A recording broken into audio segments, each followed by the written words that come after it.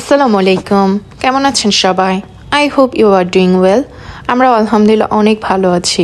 আমার ভিডিওটা কে কোথা থেকে দেখছেন প্লিজ কমেন্ট করে জানাবেন। আজকে আরেকটা নতুন ভিডিও নিয়ে চলে আসলাম আপনাদের সাথে। এটা ছিল আমার দাদার বাসা। আজকে ছিল আমাদের ফ্যামিলি পিকনিক, 31st নাইটের ভিডিও এটা। আমি আর আমার বোন রেডি হয়ে চলে আসি দাদার বাসায়। এটা আমাদের ফ্যামিলি পিকনিক হওয়ার সত্ত্বেও আমার আব্বু আম্মু আসতে পারে নাই, তার কারণ আমার ছেলে একটু অসুস্থ ছিল, এজন্য ওকে নিয়েই আব্বু আম্মু বাসায় থেকে গিয়েছিল। যেহেতু আমাদের পিকনিকটা রাতে হবে, এই জন্য আব্বু আম্মু রিস্ক নিতে চায় নাই, তারা ঠান্ডার মধ্যে আমার বাচ্চাকে নিয়ে আসতে চায় নাই। দেখেন কত সুন্দর লাউ গাছ, ছোট্ট একটা লাউ হয়েছে। এটা আমার দাদার বাসা। আমার দাদা বেঁচে থাকতে বাড়িটা অনেক সুন্দর ছিল। এটা অনেক পুরানো দিনের একটা বাসা। এখন যেহেতু দাদা বেঁচে নেই, এখানে সেভাবে কেউ থাকে না, এই জন্য বাসাটা আগের মতো সুন্দর নেই। এই তো আমার চাচাতো ভাই বোনেরা সবাই খেলা করছিল, আমিও একটু যে ওদেরকে বিরক্ত করছিলাম, আমিও খেলবো।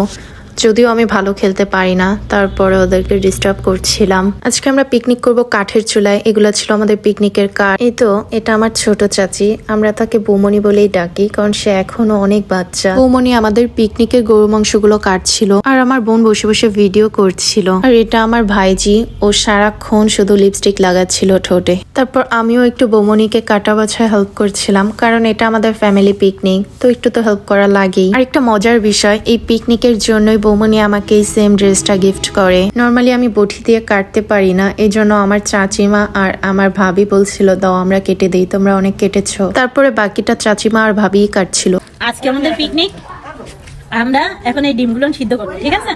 এখন আপনারা সবাই আমাদের সাথে থাকবে। তুমি কি করতেছো ভাবি? তোমাদের জন্য আলু সিনতেছি।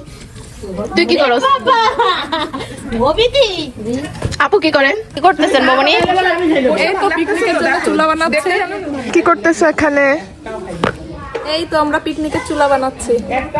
এই যে কি করতেছো আত্তা? আমুরে চুলা বানাইতে হেল্প করতেছে এই যে ইতি।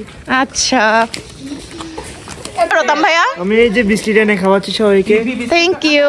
এই তো তারপরে আমরা সবাই মিলে চুলা ধরানোর ট্রাই করছিলাম, কারণ নর্মালি এখন কেউ তো আর কাঠের চুলায় রান্না বান্না করে না, এই জন্য সবার জন্য একটু প্যারা হয়ে গিয়েছিল। তারপরে ফাইনালি চুলাটা ভালোভাবে ধরে যায়, আর ঠান্ডা এত বেশি ছিল যে চুলার পাশে বসে থাকতে খুবই ভালো লাগছিল। তারপরে আমরা বৌমনি আর আমার আরেকটা ভাবির কাছে সব দায়িত্ব দিয়ে আমরা একটু রুমে যাই, কারণ বাহিরে অনেক বেশি ঠান্ডা ছিল, যে জন্য আমরা একটু রুমে আসি চা খাওয়ার জন্য।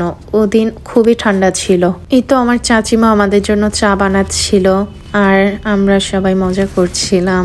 যেহেতু আমি বাহিরে থাকি, আমি চাইলেই আমার আপনজনদেরকে পাশে পাই না, এই জন্য এই মুহূর্তটা আমার কাছে অনেক বেশি স্পেশাল ছিল। এই তো আমার চাচিমা আমাদের জন্য লেমন টি বানিয়ে নিয়ে এসেছিল, ঠান্ডার মধ্যে অনেক বেশি ভালো লাগছিল। এটা আমার আরেকটা কাজিন, ও অনেক বেশি লজ্জা পায় ভিডিওতে আসতে। আবারও আমার চাচিমা আমাদের জন্য চিপস ভেজে নিচে নিয়ে আসে, আমরা তখন চুলা পাড়ে বসে বসেই খাচ্ছিলাম। আমাদের পিকনিকে মেনু ছিল বিফ খিচুড়ি আর ডিম সিদ্ধ। রান্নাটা আমরা নিজেরাই করেছিলাম। প্রথমে ভেবেছিলাম আমরা বাবুর্চি আনবো, বাট টাইম অল্প ছিল, যে জন্য আর তাকে বলা হয় নাই। রান্নাটা করেছিল আমার একটা ভাবি আর বৌমনি, তারা দুজন মিলেই রান্নাটা করে।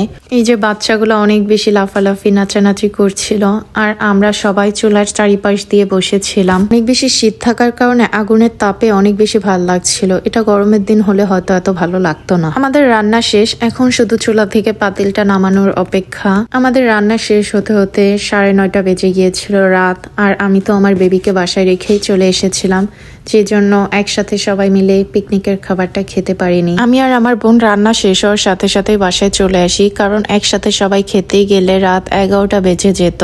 আজকে ভিডিওটা এতটুকুই। আমার জন্য দোয়া করবেন। বাই বাই, আল্লাহ হাফেজ।